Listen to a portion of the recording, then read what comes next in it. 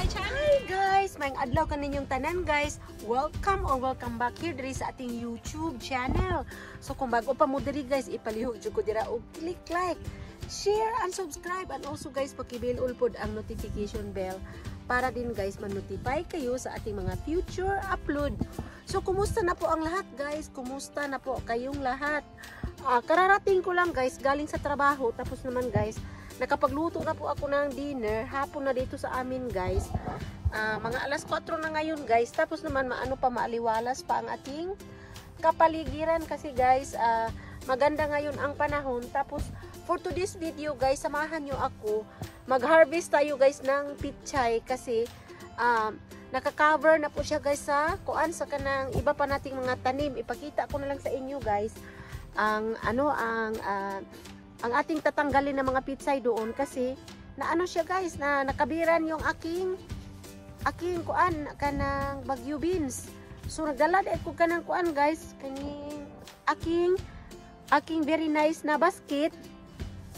Gusto ko mag-super thank you sa ating basket. Salamat kayo sa nag-sponsor ani akong basket guys. Dugay na kainis ako. Kunya naman guys, adto na ta sa ating munting garden. Samahan niyo ako. Samahan niyo ako guys.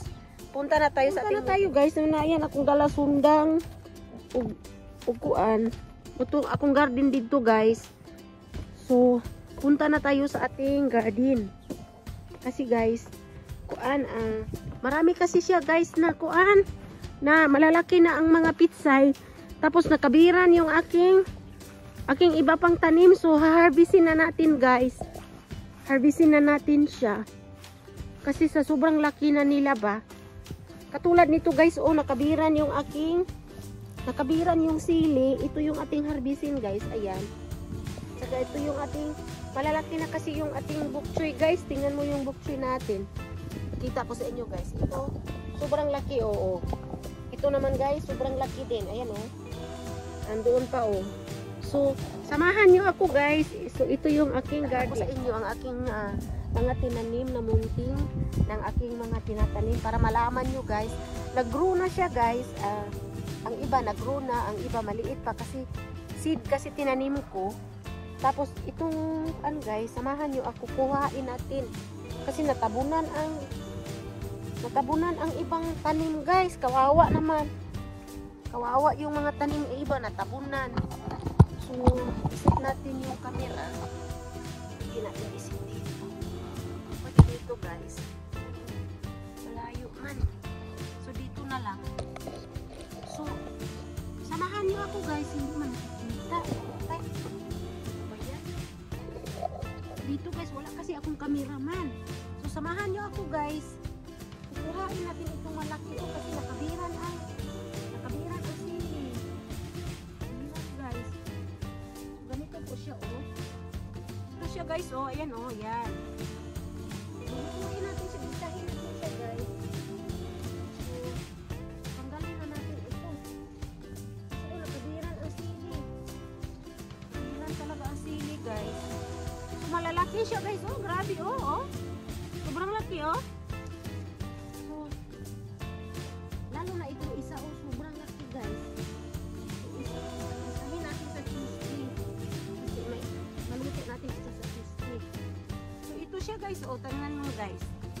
Grabing malaki talaga guys Ito yung ating pichay. So yan. Kasi kawawa yung sili ko dito Grabe na kuan talaga natabunan. Natabunan ang ating sili. Kawawa yung sili guys. Hindi na siya nag-grow. Ito yung tinanggal ko guys. Ito guys malalaki siya guys. Maganda pag nasahin natin.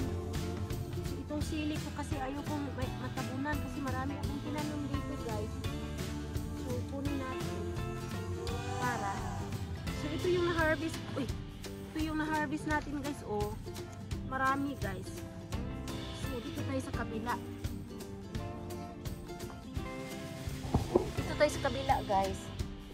Kasi kunin ko yung natabunan lahat guys. Sobrang dami natabunan. Tabunan ang kuan. Ang sili. So So maganda kasi guys pag ano, kunin natin yung mga pitsay kasi gigisahin natin guys. Gigisahin natin ba? Masarap ito gigisahin eh. Sukat tayo guys. So i-pull out din natin ito isa.